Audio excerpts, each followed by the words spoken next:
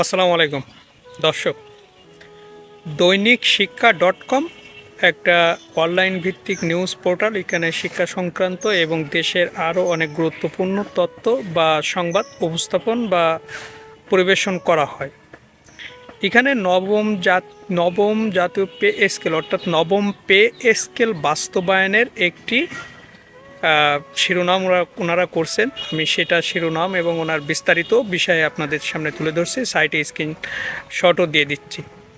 ওনারা বিষয়টা বলতে চেয়েছেন যে মন্ত্রিসভায় অনুমোদনের জন্য যাচ্ছে নতুন পে স্কেল প্রস্তাবনা, অর্থাৎ উচ্চ পর্যায়ের যে সচিব কমিটি তাদের দীর্ঘদিনের আলোচনা বা কার্যকারিতা সমগ্র সব কিছু শেষ করে চূড়ান্ত পর্যায়ে রয়েছে উক্ত সুপারিশমালা।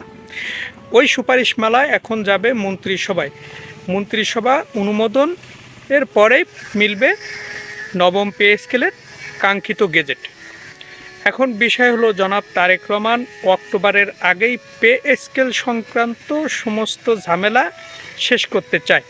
কারণ অক্টোবরে IMF-এর বার্ষিক যে সভাটা হবে থাইল্যান্ডে, এখানে যদি এই পে স্কেলের বিষয়ে আগে থেকেই সমাধান না করা হয় তাহলে IMF উক্ত সভায় বা মিটিংয়ে উক্ত বিষয়টাকে তুলে ঝুলিয়ে রাখার জন্য তারা বিষয়টাকে আলোচনায় আনবেন, ঝুলিয়ে রাখার জন্য, যেন 2 বছর পিছিয়ে যায়। IMF যেহেতু বলছে 2 বছরের ভিতরে পে স্কেল না দেওয়ার জন্য, কিন্তু সরকার তার সিদ্ধান্তে অনার যে পে স্কেল বাস্তবায়ন করবেন। কারণ উনি বাংলাদেশে আসার পরে, অর্থাৎ জনাব তারেক রহমান বাংলাদেশে আসার পরে কর্মচারীদের বা কর্মকর্তার যে দৈনন্দিন যে ব্যয়বহার এবং তাদের যে বেতন, এইটার সাথে অনেক পার্থক্য বা বৈষম্য রয়েছে, সামঞ্জস্য নেই। তাছাড়া দীর্ঘদিন ধরে কর্মকর্তা কর্মচারীদের ভিতরে বেতন বৈষম্য তো আছেই।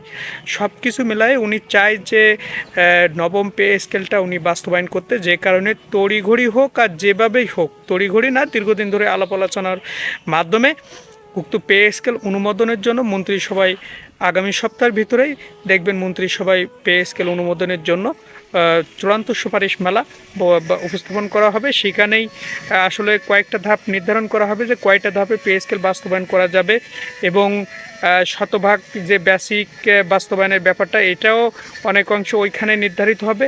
সমগ্র মিলে যে পে স্কেল বাস্তবায়নের জন্য এটা যাচ্ছে, অর্থাৎ আগস্টের ভিতরে আমরা আশা করি যে পে স্কেলের গেজেট প্রকাশ হবে, এবং জুলাইয়ের 1 তারিখ থেকে, যেটা বলা হয়েছে জাতীয় সংসদে সহ সব জায়গায়, যে জুলাইয়ের 1 তারিখ থেকে নতুন পে স্কেল কার্যকর ধরা হবে।